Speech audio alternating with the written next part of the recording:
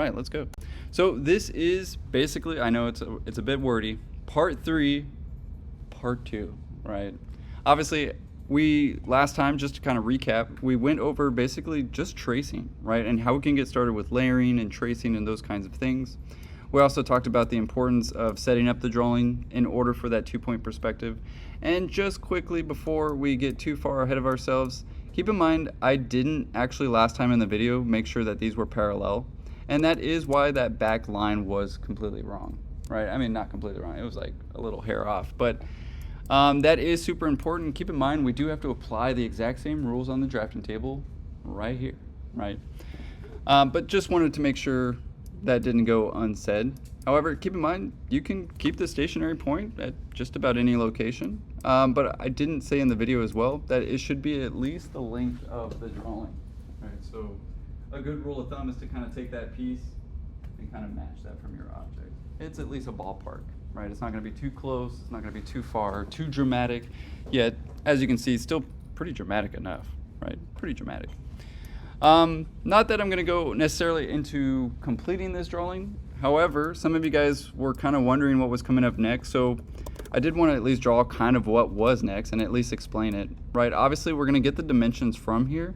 However, keep in mind, I don't necessarily have to have this drawing on the other side. I'm only using that elevation or section for the height requirements, right?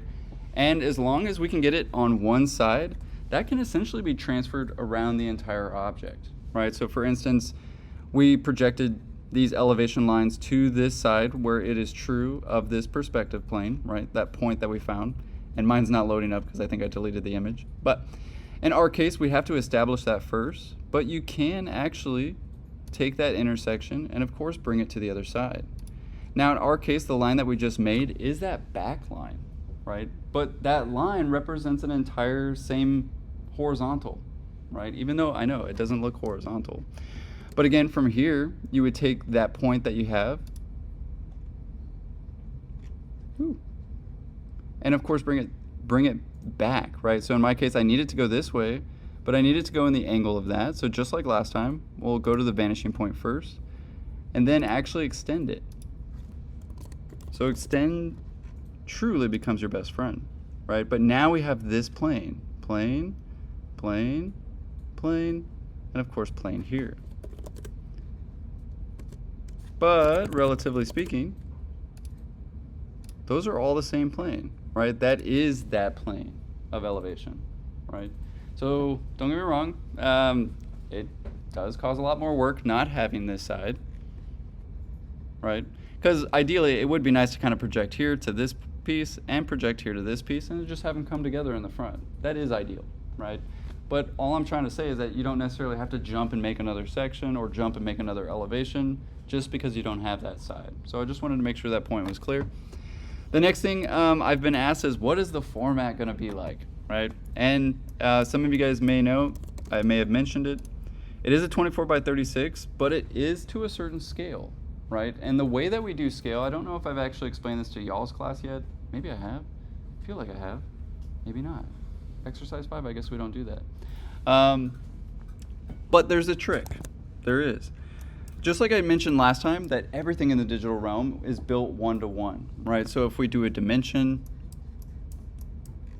and I do DIM, and I get 2 points from there to there, right? In my case, it's in millimeters by default.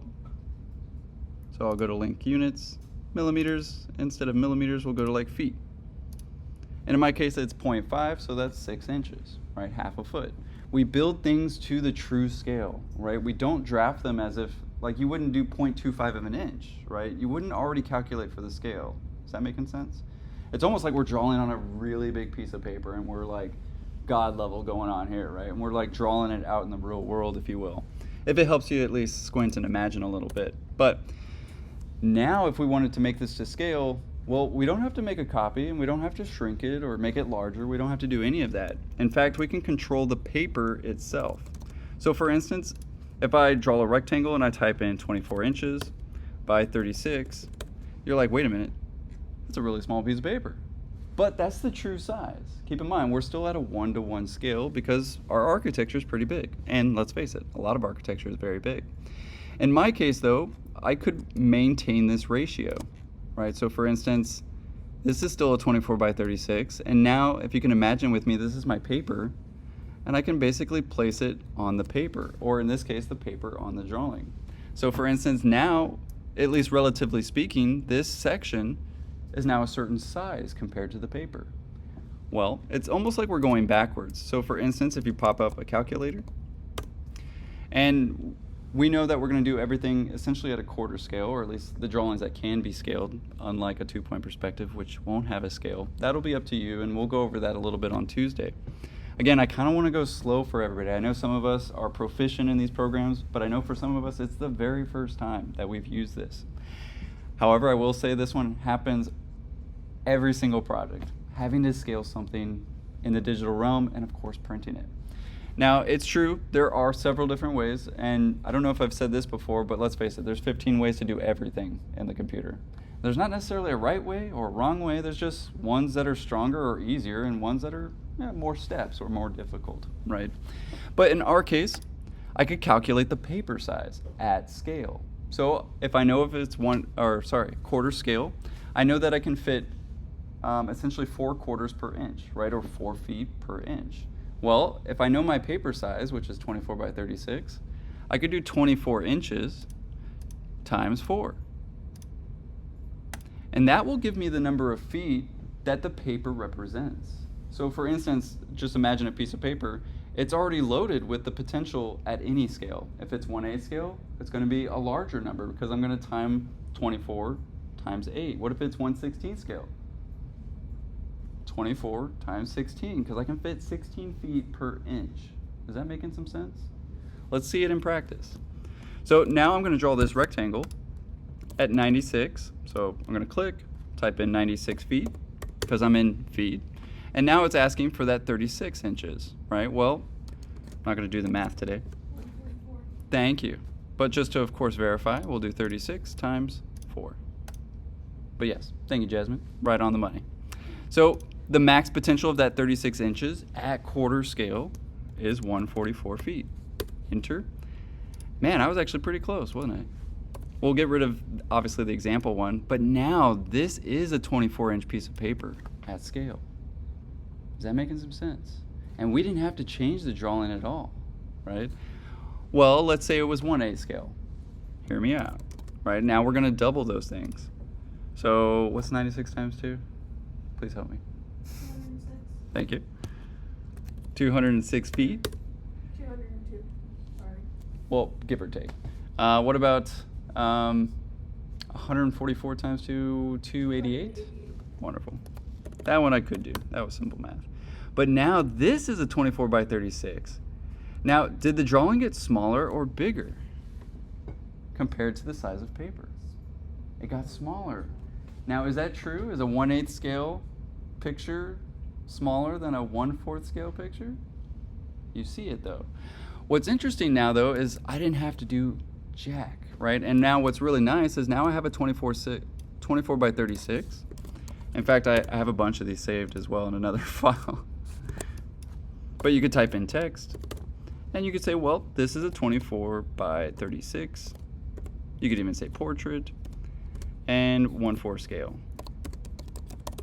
And now this is true of everything, right? So what's kind of nice is now I have this wonderful little template now that I can move, and I could see if that's going to fit on my paper at 1/8 scale. I can see if that's going to fit on my paper. Oh man, look how small my floor plans are at 1/8 scale. Good thing we're doing it at 1/4 scale, right? So let's take a look at that. Okay, it looks like I can actually fit maybe 2 or 3 floor plans on one piece. You guys see that? Floor plan, I mean, imagine there's a floor plan image here, right? But I could potentially fit maybe about 3 of those, or maybe even 6 if I really needed them, right? But again, what's nice about this is I didn't have to rip any paper, I didn't have to cut down a single tree, I didn't have to waste any time. I can simply find these things out before I can even get started, or print, or waste money sending to the printer or the large scale printers upstairs that do cost sometimes some money, right? However, keep in mind there's ARC on Broadway, especially for these 3 24 by 36. Very often it doesn't even exceed $10. And to be fair, sometimes if there's not a long line, and you say I'm a SAC student, they'll be like, just leave a great review, right? So there is that. However, you guys probably know already by now that sometimes counting on the printer the day of is the exact opposite of what you want to do. And let's face it, sometimes there's 56 other students that are trying to print as well. So do keep that in mind, that the excuse of I don't have my prints today is not an excuse in architecture. You guys may have heard that before. But just to kind of see this in practice, I wanted to also show a little bit more about Illustrator. So something I didn't really get to talk about was sometimes like the dash lines, or what I mean by construction lines, or again, how we can set that up a little bit easier. So I wanted to give you some tips and tricks in order to do so. In my case, I'm going to select everything. And I'm going to just work on this section that we have right here. Yeah, it's got some stuff in it, but not a big deal. If I really did just want to work on that piece, and maybe, I don't know, I kind of like these construction lines potentially in there, this is what I would export to Illustrator. I did do this part in exercise 5, right? Show you how to get into Illustrator? Yes. Yeah. So in our case, kind of essentially the same thing. File, export selected, and we can even name it now too. In our case, you could actually say 1/4 scale, elevation, or section, or again, my tutorials are really not necessarily to do it like I do, but to, again, show you the technique, to show off the software, and to give you a step-by-step instruction just in case you're absolutely lost. Because let's face it, most teachers won't do this or record it. At least not many that I've run into. In my case, instead of a Rhino 8, I'll save it as an AI file. If you notice Illustrator isn't working with your AI file, and again, this could be your personal computer. Sometimes you have the latest Illustrator, sometimes you don't. Keep in mind that a DWG also works as well. Like an AutoCAD drawing file also works in Illustrator. But in my case, it does work, so we'll export it. And this is where it honestly doesn't matter. Right? I mean, don't get me wrong, we could figure this out and go 1 foot equals 1/4 inch, and that should be correct. But sometimes I drew it a little wrong, right? I mean, what happens if I draw it wrong? Is it just going to be wrong forever? Well, it doesn't have to be, is what I'm saying, right? And in our case, we have this bounding box that is, of course, 24 by 36. However, before I get started, I realized I forgot something. Our final format will essentially be 3 of these. So I'll need 1, 2, and 3, right? And I'm pretty OCD, so I kind of like those to line up a little bit better. Something like that. But I could potentially make a copy of this one.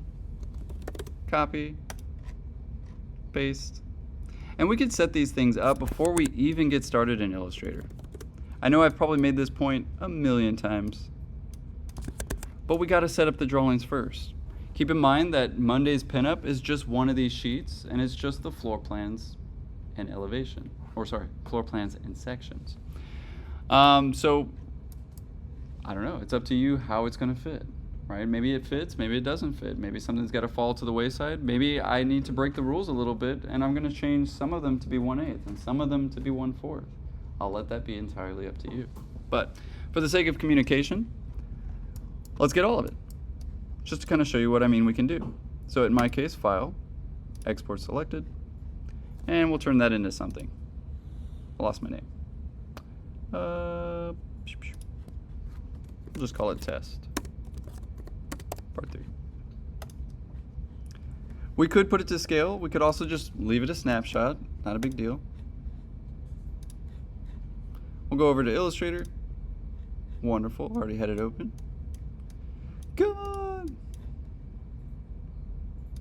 Oh, come on, man. This is what happens when you have 3 screens going. You can't click on stuff. Here, let me close it real quick.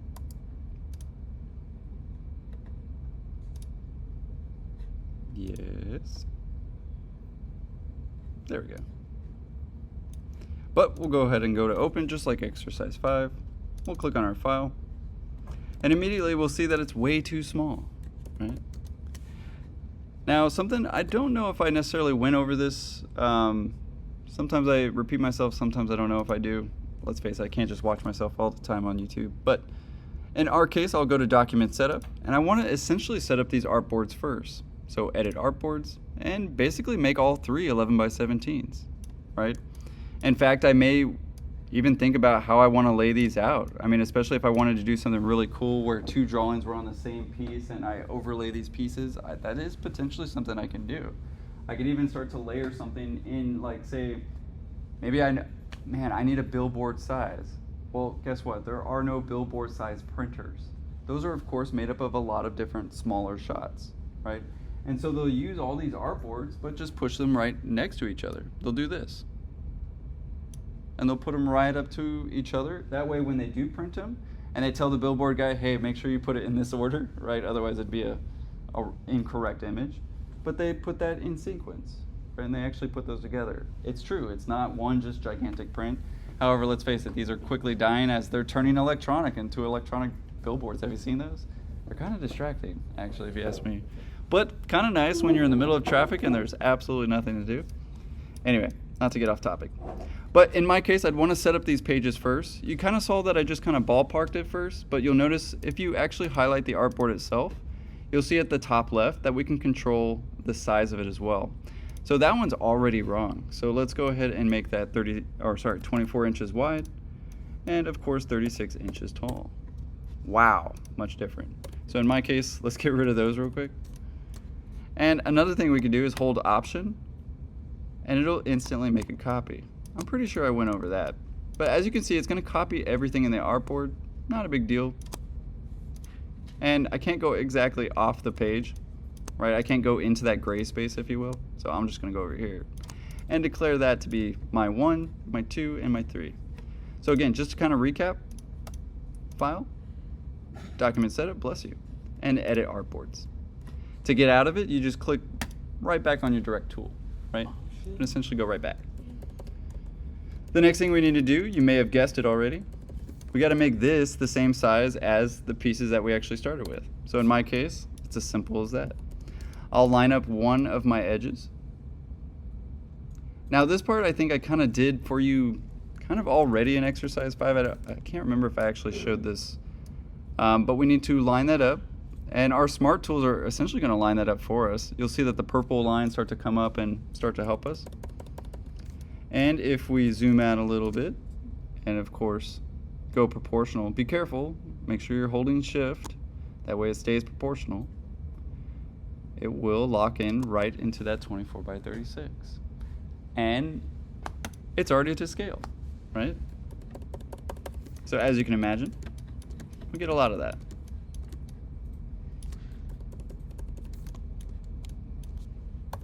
But what's nice is now it is truly to scale. Sorry, what was that? Do you want it in color? No. Right, so just like exercise 5, we'll start off with layers and we can colorize them so that we can differentiate from them. But yeah, we definitely don't want them in color. What do we want?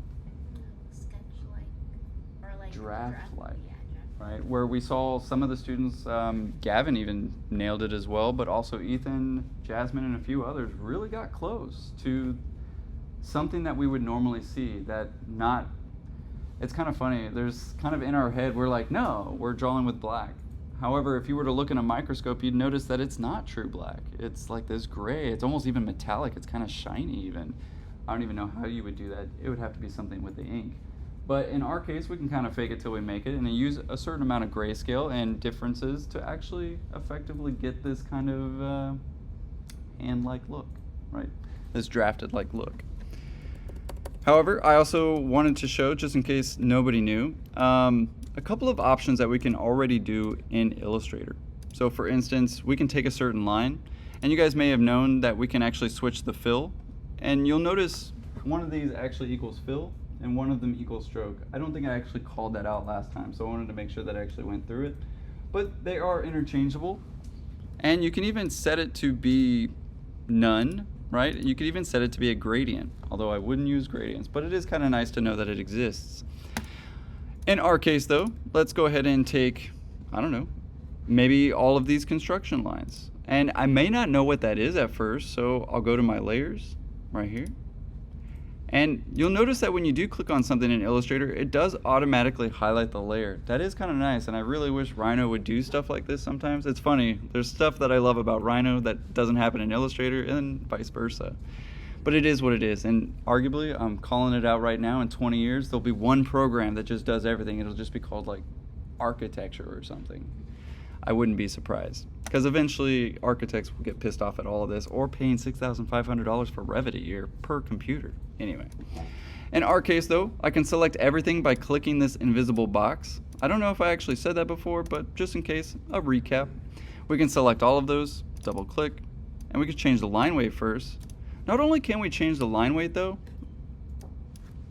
such as the thickness and of course the color, we can actually change if it's dashed or not, right? So I don't know if I actually went over this, but some of you guys have been like, how do I make a dashed line in Rhino?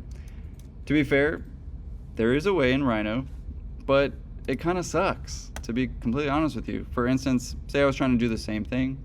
I would take this layer, go to my layers, take that piece, and instead of a line type continuous, I would change it to dashed. However, notice what happens. Visibly nothing, right? I mean, unless I really, really, really zoom in, then I finally see the dash, right?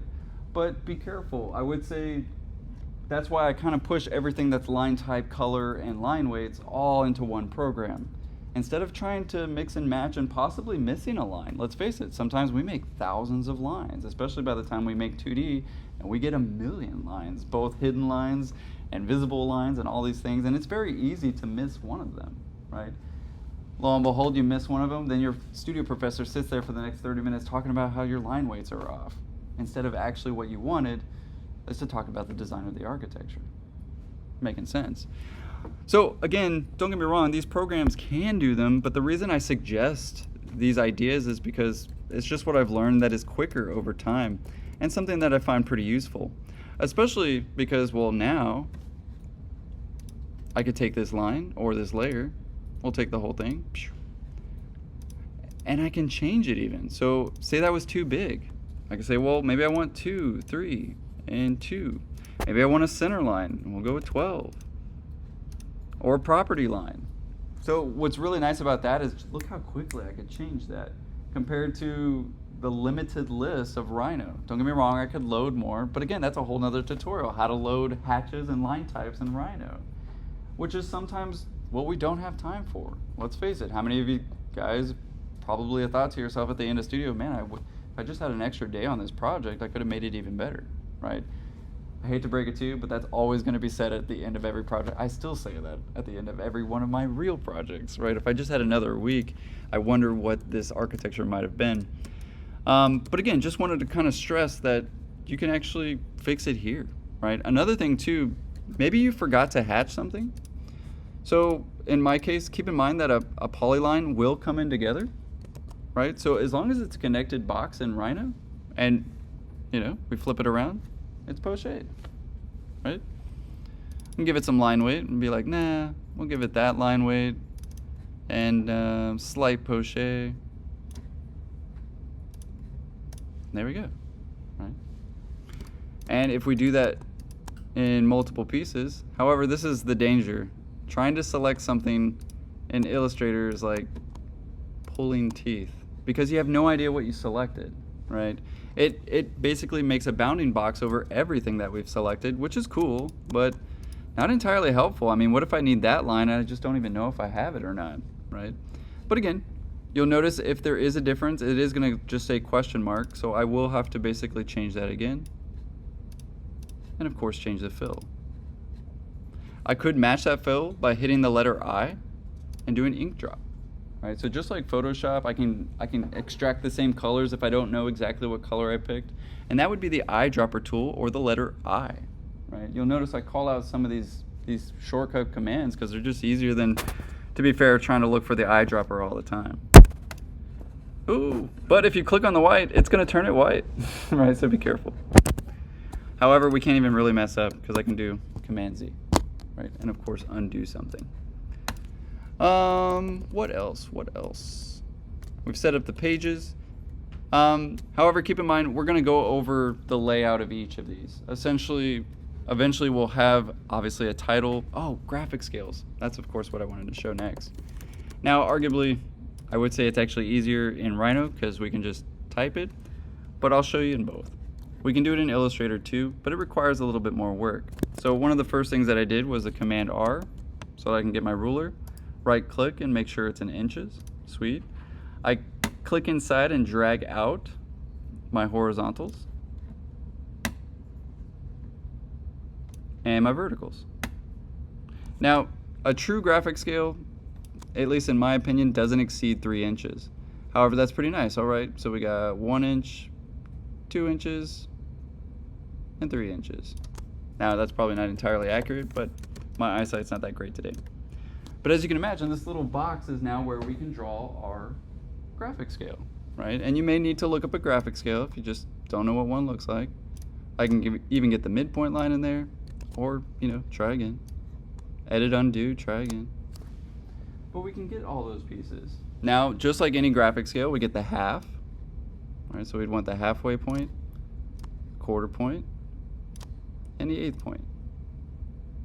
Now, what is nice is there is a rectangle tool. So obviously this isn't going to make anything, by the way, because there's no fill and there's no line. So I'll give it some fill, but lineless.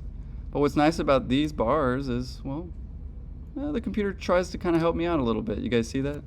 We'll zoom in a little bit, because that cyan is arguably kind of hard to see. But you'll see that it's trying to help us, right? Of course, using those lines. However, there's absolutely no excuse why you shouldn't have a graphic scale, right? And if I hold shift, it'll become square. So don't hold shift on that one. But give or take, graphic scale, right? You could even do a north arrow, obviously with a circle. I don't recommend drawing in Illustrator unless you're just very proficient in Illustrator or have had computer graphics. But yeah, let's face it, we have some options like a star. I don't know how many times I've had to draw a star in architecture. 0, right? So again, what may actually be more useful is to, oh, thought I had another page, is to draw it actually here and just copy it, right, a bunch of times. Oops, my bad. So we could, of course, do the same thing here. We'll do a rectangle. And what's kind of nice about that is, well, I can go to scale. I could say, well, I want it to be 32 feet, right? And I want it to be that big. Well, maybe that's a little too big, right? So let's try 16 feet. So it's really up to you how you get that graphic scale, but again, arguably, let's face it, there's like 16 ways to do something, and not necessarily everything is wrong or right in architecture, let's face it. There's just strong and weak in architecture for sure. But something like that. Now look at that, see, I was drawing with dashed lines. God dang it, right? And what stinks about that is it'll go into Illustrator as a dashed line, and it'll go to the scale that it is in Rhino. So be very careful, because just like, if you've ever brought lines into Illustrator, you know how they're like really thick sometimes and you can't really tell like what is. You'll get all the way to printing and only to realize in your print there's like this weird pixelation on your lines and it's trying to make a dash that you maybe even forgot about because you were working the last 36 hours pulling an all-nighter and doing all these different things only for the jurors to not take you seriously because they see dash lines everywhere.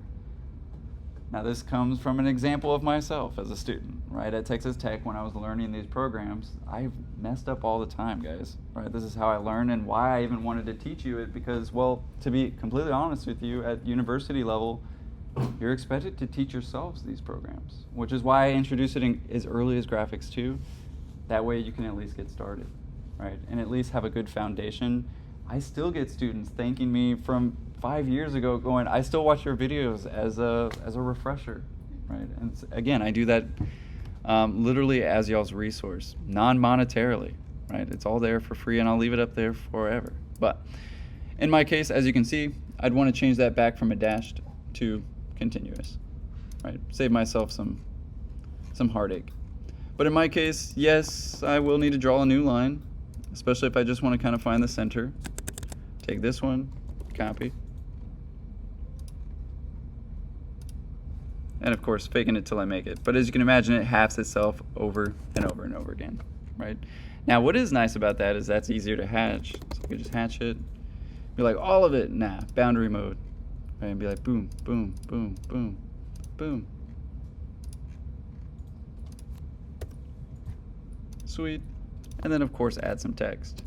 To be fair, text is, you could do that in Illustrator or Rhino. But arguably, one could say, wow, look how much easier that is. Copy, and so on and so forth. They're all 0. But hopefully you get what I mean, right? Some things are easier, incredibly, to just draw accurately in Rhino and transfer them over. Whereas, let's face it, sometimes we miss a rectangle or two or a line or two in Illustrator, such as dash lines and different elements that we want to actually put. But other than that, was there anything else in terms of questions? Something that you've maybe run into already that just kind of stumped you for a second? Or you maybe want to ask if there's a better way to do something that you're struggling with? Did you want us to put the scale on our printout Correct. for Monday? Yes. And it's all on one big paper, 24 by... 24 by 36. So to answer the question, just because it might not get into the recording, Maddie asked, so what's the format? Floor plans and section. Right? At least for that first piece. You could even, dare I say, go about titling it. It doesn't have to be your final copy, by the way. Keep in mind, that's the best thing about printing, is that the studio professor can't mess up your drawings, right? It could blow off into the wind. It could spill coffee on it. I don't have to draw it again. I can just print it, right? So there are advantages, of course, to digital, but I definitely plan to, on Monday, draw on all of these, right? With a nice big red pen. That way you have a copy to look at so that you can fix those drawings and move on, right, and know what to do for the next drawing, right? It's a good question. Making some sense? For do we have to do the ground line like that, or can it just be one straight? No, you don't have to do what I did there. It could just be a straight line. But if we wanted to, we could. You could, right? If you wanted to fictitiously imagine a situation where this is at and start to build up context and trees and all kinds. Oh, yes. That's what I wanted to show you too. We can do trees? Yes, and you don't have to draw one. Welcome to the world of Pimp My Drawing. Have I shown you guys this? No. What? So, of course, made by an architect student who was smart enough to be an entrepreneur and go, wait a minute, I can make a lot of money doing this. I could just trace people in Rhino and sell them. And luckily, he gave us a bunch for free. So, we do have some scale figures such as people, trees, cars, plants, furniture. And it's true, he does have some major packs that are about $20, kind of flat rate, and you get thousands of them, right? However, let's go with I don't know, Bernie Sanders still waiting. No, I'm just kidding. Or Jackie Chan. No, it's not Jackie Chan. Jet Li, right? Or Bruce Lee. It might be Bruce Lee, actually. I think the Beatles are in here as well. Yep, there they are. Right, so this is what I mean by having fun with your drawings and building context as well. Now, no, we probably shouldn't have the Beatles and Angry Birds and dinosaurs in the background, but I kid you not. Is it a dog pee? I kind of like sometimes when there's interesting drawings, right? In fact, in D4 last year, they were clever enough to not tell me, and they wanted me to find out that somebody took a picture of me and scaled it in everybody's drawings. So in everybody's money shot, I was there looking at their architecture, and they put it so light, and they put it, I was just kind of a background character. But I did catch it in one, and I was like, hey, that's me. And they're like, did you notice everybody has it? I was like, what? So it's fun. We used to do the same thing and everything like that. But the easiest way, you'll notice that it comes in DWG or AI. Keep in mind, DWG is easier imported into Rhino, whereas obviously an AI file, it's an Illustrator file already. So you can actually open that one up in Illustrator. That one's looking pretty cool, so I'll click on AI. We'll hit download.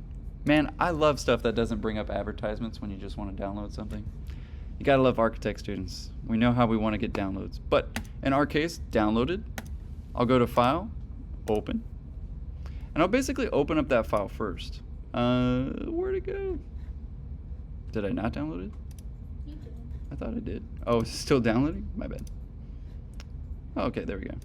So you could just double click on it too. And if you have Illustrator open, it should, of course, just naturally open it.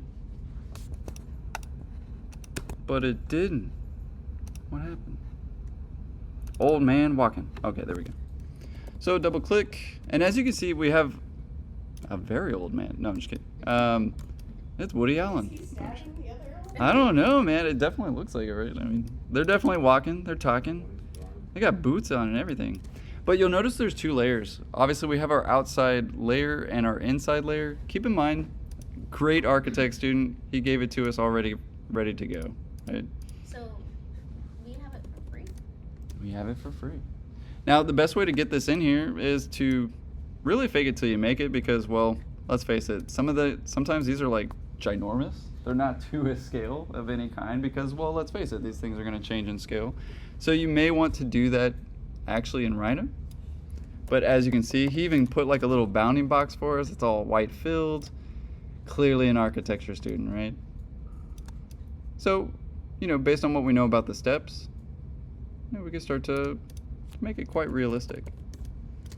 And I didn't have to sit there and draw him. So what's kind of nice is that we have the ability to also use things over again, right? So Pimp My Drawings, definitely wonderful tool, but let's get some context in there. I mean, after all, the whole point of this is to enhance your studio drawings. Maybe not for this project per se. I'm not gonna lie, this project, I think the drawings just kind of amount to how to unfold it, some sort of diagram that shows it, and really a basic overall side view, front view, and I think top view eventually. I don't know if he's given those requirements, but Tree. what is that? Yeah, let's get a tree in there. Right, so plants, trees, sweet. Ooh, that's kind of nice. Where's an Escamilla tree? Definitely an Escamilla tree. Let's go with AI and download, save it, and open. The reason why I wouldn't just drag these in is, well, sometimes they're gigantic and sometimes they're even the same layer that you already have going. Like if you have a layer that says outer or a layer that says inner, like say you brought one in previously, it'll go back to that one and then suddenly they're kind of stuck together, if you will. You know what I mean by that? Like you'll be trying to turn off a layer and you're like, wait, where's the trees that I brought in? Anyway, I like to keep things separated, but there's a tree. You could even take it, instead of a white fill, we can go with green, even though that would be disgusting. But at least for the sake, we can get it even very transparent. So this is what's kind of nice. I can copy this. So I just did Command C, by the way, and then Command V. We can stick that in there too. Now, no, I don't particularly want you to use color, but if you do get that far, I will allow it. Not the lines, the context, sure. What about the ground line? No. And especially text. You can always be colorful with text. Just because usually that's what's actually most important is that somebody's able to read it first and then of course know what they're looking at, right? But also what's kind of nice about this, I can take the exact same tree, copy, paste, I can flip it around and give it different proportions, and they would never have to know that these are actually the same tree. Skinny tree. Maybe a kind of short tree and one that goes off the page, slightly rotated. Gigantic tree. Kind of off to the side. Now remember, these trees won't experience perspective. They won't get smaller towards the background. They'll stay at the height that they are in elevation or section because those are orthogonal views. Now, the good news is, I know it's kind of off the page and, even my OCD brain is like, get it on the page. There is good news. You can draw a rectangle, especially over this. Yes, it's going to default back to that green again. And in my case, this would actually be something that just doesn't exist. But we can take that border that I just made and this piece, right click, and make clipping mask. And of course, it'll chop that right off the page. That's so cool. Hopefully helpful though. Again, I know some of this stuff just seems like, why is he showing us this sometimes? But hopefully it comes about, and obviously the whole point is to kind of watch this video at the same time, pause it, right? Try some of this stuff out, unpause it, those kinds of things. Don't get too excited with the spices, right? But I think if it makes it fun, that's kind of the entire point, because honestly, I have fun with this every day. Even if I do teach it over and over again, I honestly learn something a little bit new each time. So again, I'm right there learning with you, and have taught myself these programs. So I know the struggle firsthand. So anyway. So I know you want the floor plan and elevation, but for is there anything that you would want on like the separate piece of paper? Like if we do decide to like kind of jump ahead, like. I am gonna give the final requirements on Tuesday, and the reason I'm not is A, so that you'll work on studio, because I know there's a lot of stuff coming up. And 2, I'd rather you focus on getting the drawing crisp and accurate and get all the lines and not worry so much about being done yet. Because that stuff is actually really easy. Once you're all done drawing, you just put it on the page. So I'm trying to kind of sparse out your time a little bit. Focus on kind of the meat of the sandwich right now. And then we'll get to the little frilly top that goes inside the sandwich. You know what I mean? Because that part's easy. You just stab the sandwich. You know what I'm saying? Anyway. Bigger fish to fry right now is another saying that comes to mind. Great questions, though. Any others, guys? Sorry I made this one a little long. But if that's it, we'll end it there for today. Sound good? Yep. All right.